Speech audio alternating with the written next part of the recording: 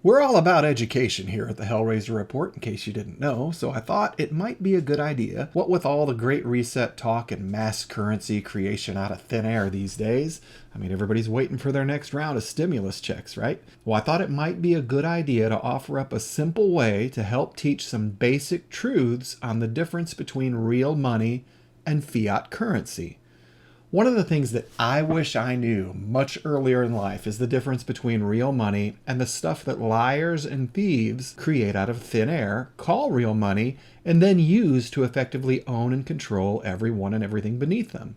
And when you think about it, that is what fiat currency is. It's made out of nothing. They just type it. They don't even, there was the expression back in the day, money doesn't grow on trees, or another expression that was used as we talk about how the printing presses are rolling now. They're printing the dollars, but they don't even need to do either of those things now. It has nothing to do with paper coming from trees, which are then made into money, or printing presses used to print money. They literally just type it into existence by the trillions. So how long does it take to create a million or a billion or a trillion fiat currency units, dollars, US dollars? Well, how long does it take to type a trillion or 10 trillion or 100 trillion? You get the picture, and that's exactly what we're dealing with here. And this is why I think, even though it's so simple, so basic, you don't need to be very old at all, very intelligent at all, or very schooled or formally educated at all to instantly understand the profound problem that's at work here when we talk about dollars that are literally created out of thin air. And yet, and I think it has a lot to do with, it's kind of like a red pill moment for people. You know, they just as they're starting to see this idea on the periphery of their vision, they turn away from it rather than look at it. Because if you really accept this truth, which is undeniable, this is a basic, undeniable fact of what dollars are. If you acknowledge that head on, your whole world has to shift. It has to pivot. Your understanding of why are you working? Why do you have to sacrifice your life, literally your life, minutes, hours, days, months, years of your life to chase after tiny, tiny scraps of what someone else creates effortlessly out of thin air? And that's exactly what's going on here. I'm talking about organizations like governments and the central banks that own them. But chasing after that rabbit much farther, that's going to be an adventure for another time, another video or podcast. Right here and now, what I want to do is take a minute to share just one part of how I'm trying to give my kids the economic education that I never had at that most basic level, so that they might be better equipped to avoid the bondage of fiat slavery and learn about the beauty and power of real money, the life and culture building power of real sound money. So it should go without saying at this point that this is not intended as a comprehensive class or anything. This is just one tool or one set of tools that I've been using to try to help my kids understand and appreciate the difference between real money and the counterfeit wealth used by governments and central banks to dominate and control everybody. Before I dive in, please subscribe to the channel if you appreciate content like this and want to see more of it. Please like and share the video and let me know what you think of this one in the comments section. I definitely value your feedback, and I want to know which directions we should be going in the future as we get this channel rolling that would be most helpful to you. All of this is a huge help as I try to get things rolling here. So for those of you watching this in video form as opposed to taking in the podcast version, you can see in the picture here some of the things I've accumulated as part of an ongoing economic lesson for my 4 kids who are 7 years old and younger. So these are young kids, but they are really appreciating this, which is part of why I wanted to share it with you now. They already are learning things and speaking in a language that was foreign to me until I was, well into my 30s. So now in the middle area, you can see a variety of fiat currency counterfeit wealth notes produced by various governments in the past, most of them in the not too distant past. You can see a 20,000 Bolivar note from Venezuela off to the left there, a 10 billion dinara banknote from Yugoslavia there below it, and my favorite, a $50 trillion banknote from Zimbabwe. And that's, I think, from 2008. So we're getting fairly current there with the banknotes here. I snagged all of these on eBay, and you can see there are several others there. I'm not going to list them all now. if I do a longer, more detailed presentation on how to put these sorts of things together, might get into a lot more detail there. But for now, I want to keep this simple and just give you the general idea, because you can go to eBay, as I did for each of these things on eBay, for just a few dollars each, including shipping, which that alone, let's just pause and savor that. Let it sink in. For the $50 trillion Zimbabwe banknote, I paid a few dollars, probably including shipping, but I'm positive that I paid well under $10 total to get any one of these bills or banknotes home to me, to show my kids, to share. The next thing I wanted to point out towards the bottom there in the middle are two different rows of 4 quarters each, $1 worth of quarters, 2 different times there at the bottom. Now, the very bottom one is the garbage metal stuff that we use today.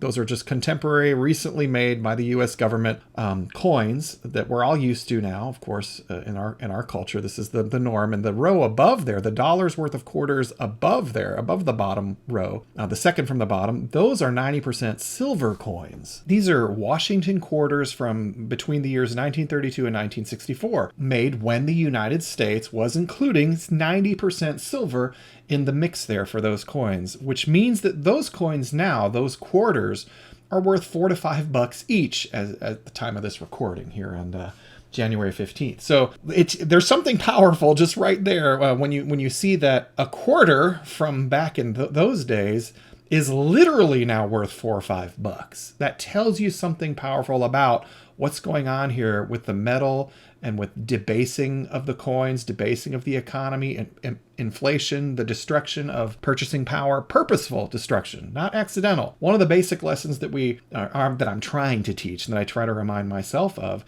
is that inflation's not an accidental byproduct or something that just kind of happens or exists like gravity. It's a purposeful component of fiat currency. It's the primary way, or the primary means by which your real wealth is stolen through the use of currency, of fiat currency, by banks and governments. So it's a deliberate mechanism that's designed to steal from you, which is one of several, and there are several key components about fiat currency that makes it the most, I would argue, the most evil man-made system devised or deployed in any culture at any time. Our current fiat economic system, since it's global, and it's pinned to the dollar, which is attached to nothing, and literally then has empowered elites at the top of this nightmare system to type out of thin air, create out of thin air without any effort, unless you want to count the time or energy it takes to type 10 trillion or 100 trillion on a keyboard. Then they use that counterfeit wealth, which their system says that only they can do this legally. If you or I counterfeit, then that's illegal.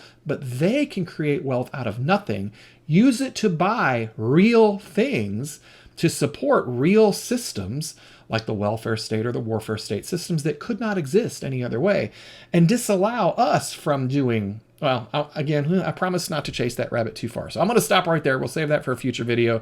Back to the examples here, where we have the 2 rows of quarters there, and with the other cool thing, why I just put the quarters there, and why we usually work with the 2 sets of 4 quarters, is we take the current quarters, you put them in your hand, and you just feel them. You get a feel for them. You shake them a little.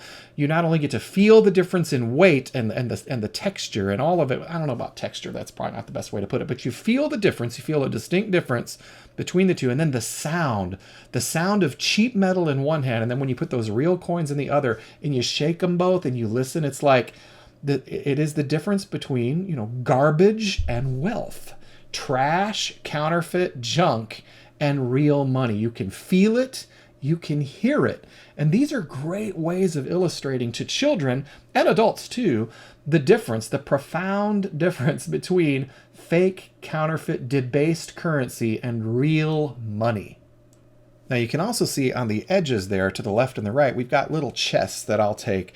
And like, for example, with those quarters that I'd mentioned earlier, we've got a little chest filled with those same sorts of quarters. And then we've got other chests that are filled with different types of coins that have high content of silver in them. And what we do is we track from month to month the current fiat dollar value in those coins, and it's really interesting to see when you're holding up a little dime, or as we were just talking about, a 90% quarter, and you see that the 90% quarter is worth $4 or $5, and the dime is worth dollars, not cents. And you see that, and you can show kids, and it begins to click in their minds, and you realize, wow, this is the same path. And this is something we talk about too.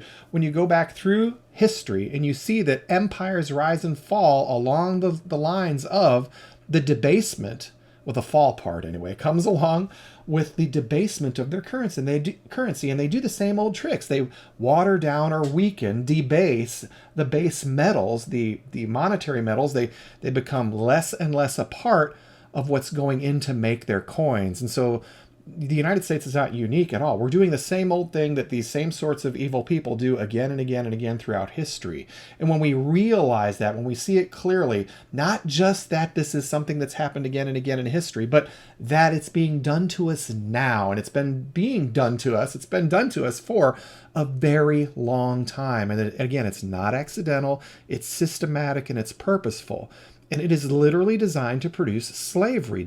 In these chests with the different kinds of coins in there from past in the United States, past U.S. history, they're very helpful examples too, along the same lines of what I've already been talking about. Now in the middle there, the last thing I just wanted to point out, you see a couple of silver rounds. One is a U.S. Mint 1 ounce silver coin, and then there's just a more generic round on the other side. And I keep one of those generic rounds just out and on my desk all the time, so that the kids, and sometimes I do this myself, you just pick up that 1 ounce silver coin, you feel it, you get a sense of it, you toss it maybe a little in the palm of your hand, and to feel and sense and get used to what real money is.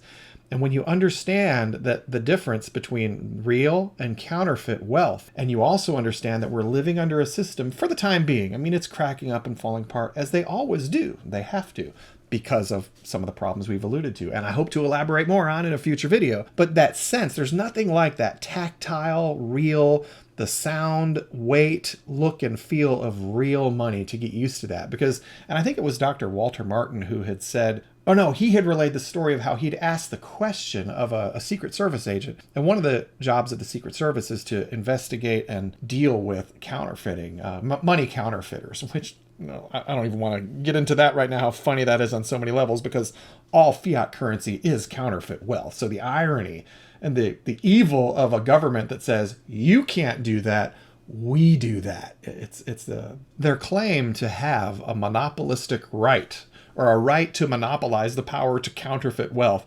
I mean, how evil is that? But setting that aside for a minute, the idea with the Secret Service agent's question and answer that I thought was really useful was when Dr. Martin had asked this Secret Service friend of his how he was taught, how was he trained to spot counterfeit bills? How was he trained to know the difference between all the different versions of counterfeit money and the quote-unquote real thing? And the answer was interesting in that it centered on just knowing the real thing. The Secret Service agent said, what's done is we're given real bills, real Federal Reserve notes to just handle, to count and handle again and again and again and again and again, so that when we see a counterfeit, we will be so familiar with the real thing that even if we can't point to exactly what's making this phony bill feel like a phony bill to us or look like a phony to us, we'll just know it because we're so familiar with the real thing.